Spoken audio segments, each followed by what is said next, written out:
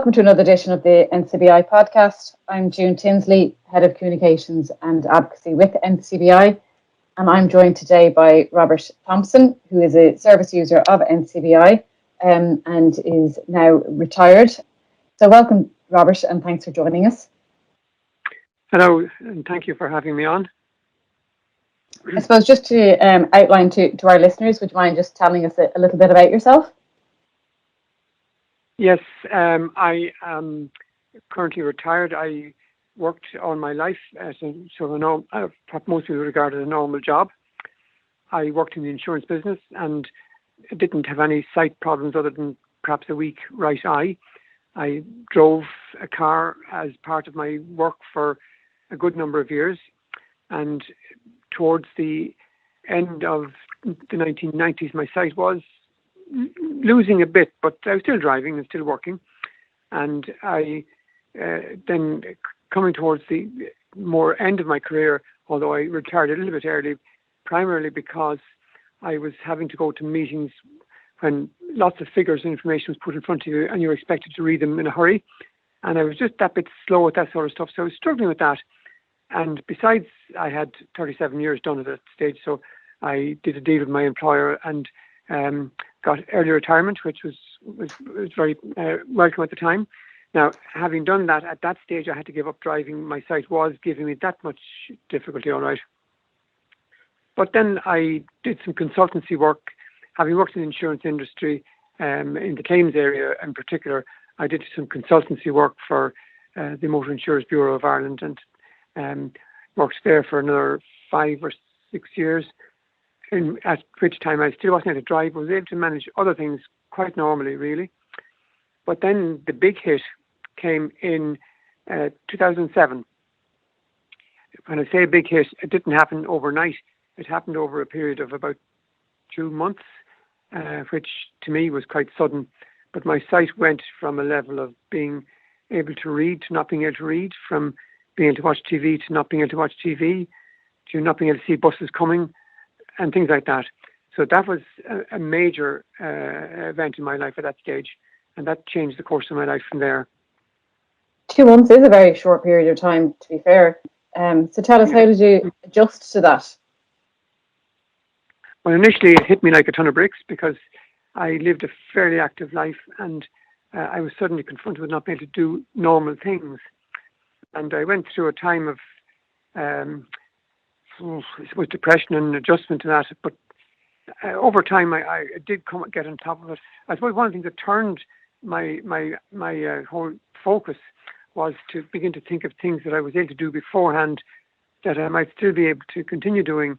And I suppose the thing that turned it for me in particular was my son's wedding was coming up, and I, of course, as father of the bride, would have to make a speech. Now, I had done many of those in business before, but always with notes. But now I had to work without that. And that made me begin to think, how can I do this? So I just worked on it and committed it to memory and did it. And that was the first thing that turned me around to say that, look, I can do some of the things that I used to do before. Yes. Went from there to doing small DIY jobs, because that was also within my kind of life before that, quite big time actually, before that. So I turned my hand to some of those sort of things and learned how to use saws without cutting my fingers and hammer without hammering my fingers and so on. And other means of measuring without having to depend on being able to read a measuring tape and things like that. So gradually I worked on those and got back into circulation a bit again. And that was sort of the way I began to turn around from this kind of level of sudden loss and depression into being able to find myself being more useful or more involved in life. And to be fair, Robert, the book that you have written, Insights into an Unsighted World, which we'll talk about in a second, is very inspiring, and it is very practical as well. But certainly the area you alluded to there about the DIY and stuff, I think it sounds as if you're totally underselling what you accomplished in the projects you were connected with your local church. Can you tell us a bit more about those? Yes, well, just by way of background, I've always had an interest in DIY and have done quite significant things like years ago I built my own house, and I did some building project with my brother. No, that wasn't my job, of course, but that was just a sideline. Yes. But that's the background to that. I have been involved with my local church for all of my adult life, shall we say, and I've done a number of projects there as well. But more recently, and this is much more recently now than 2007, this is only about 2 years ago, we were doing quite a major extension at our church, and I project managed that. Now, this was a large project, as in a €1 million project, but I managed that through the architects and everybody else who was involved. But it was done partly by engaging a contractor to do it, but a large part of it we did ourselves, which was more challenging from my point of view, in that I had to coordinate all the different tradespeople to do the various pieces, and I managed costing and that sort of stuff. Some of the work I did myself with others, because I could still do lots of this sort of stuff, Yes. even though I couldn't see a whole lot. So that worked out very satisfactorily, and everybody was delighted with the end result, because we saved a lot of money by doing it that way. So that was very satisfying, I must say. Very much so, and it certainly sounds as if not only are you very determined, but you certainly can turn your hand to adapting to different ways of working. And also, I'm sure it was quite illuminating for many of the tradesmen that you were connected with. They possibly wouldn't have come across someone who is blind to be able to do as many tasks as you were doing. Yeah, I had to gain their confidence first. Yes, I'm sure. Many of them kind of say, yeah, kind of who's he type of thing. He can't see. But very soon they realised that I could feel an awful lot of things and hear a lot of things that they would never have realised. Because, for example, you can hear carpenters, you can hear different people, and I go around afterwards and feel like carpentry has been done to make sure it feels right, and lots of things like that. And some people would obviously help me out with describing things and tell me what's here and what's there, and that worked well. I also, of course, had to convince the architects and the building contractors that I could manage to work off plans. Now, I couldn't see the plans at all, but I memorized the details from previous discussions, and then was able to keep on top of the development as it went forward. But yeah, once you gain the respect and they know that you know what you're talking about, then you can get on with the job. Fabulous, but I think it's possibly also an opportunity for them to now challenge their own perceptions as they are engaged in future roles, either in professional or personal lives, and that's certainly something to be welcomed. Yeah, I certainly hope it has done. Certainly, any of them that come in contact with me now, as they'll be back to do other bits of things here and there, they immediately kind of know how to approach me and how to like just make allowance for the fact that I can't see, but yet I know what I'm talking about in terms of the piece of work that's in hand. Correct. And tell us, what prompted you to write your book, Insights into an Unsighted World? Well, switching away back again to just post 2007, I have a number of friends and family who have turned out to be excellent guides. And this is long before I got my guide dog, which is only much more recently. So I have some people who are excellent at guiding, and I had one friend in particular who was excellent at this, but of course they have to learn as well as I do as to the things to do and not to do. And one day with this lady, I was approaching a set of steps, and she said to me, well, of course I didn't know that because I couldn't see them, but she said to me, we're approaching steps. So of course the obvious question, are they going up or are they going down? Which is sort of important when you can't see which way the steps are going. True. Bit of a nasty act. So she said, oh, yes, I never thought of that. So then she began to pick up a number of things like this that I was telling her, or she was saying to me, which weren't perhaps as clear as they might be. And she was learning very quickly, and she said, you should write a book about this. So I parked that thought for a year or two, and then I started making notes of all these bits and pieces of things which I felt would be very useful, not just for people losing their sight, but also for friends and family of people who have lost sight or are going through that process, as to how best to guide them and interact with them. So I put all that together into a series of tips, and then I decided that maybe there's a possibility to publish this, but It was a bit, what should we say, too textbook on its own, although it's written in a light-hearted fashion. But I thought it might be wise to add some personal stories of events in my life, which just amusing events. So I added them to the second half of the book to make the book. And then, of course, more recently, I went to a second edition, which I included a piece about that building project I just mentioned. And also I got my guide dog. So I'd written a piece at the end of that called It's a Dog's Life, which is a longish piece about life as seen to the eyes of a guide dog, as to how a guide dog operates, which many people have found quite amusing and interesting and instructive and informative as well. So that's been the story of my book.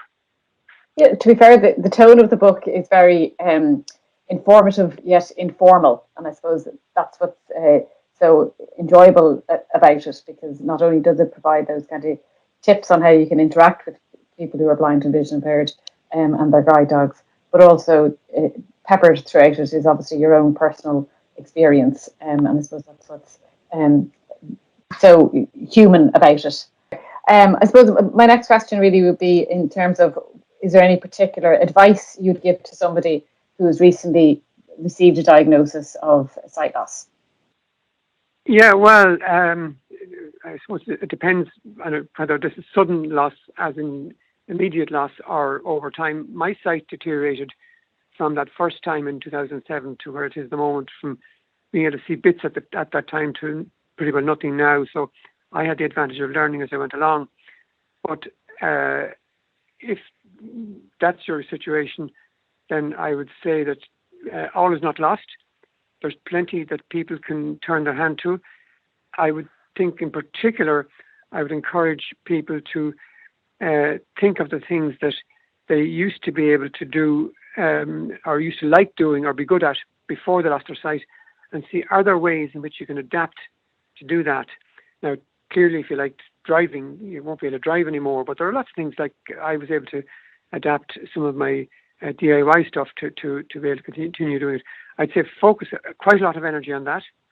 And the other advice I would say is, depending on where you are with technology, I would think that if you are fairly technologically able from before losing your sight, then there's plenty of scope for you to get involved with different softwares which can help you.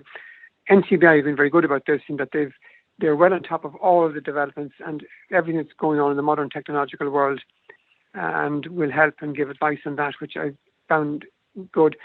Now, I'm not a highly technological person, and bearing in mind that I lost my sight before the modern technological explosion of social media and so on, but I get by.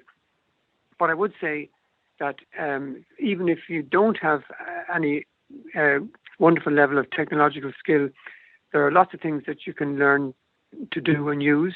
I mean, for example, I use an iPhone, and with voiceover turned on that, I can get by with lots and lots of stuff.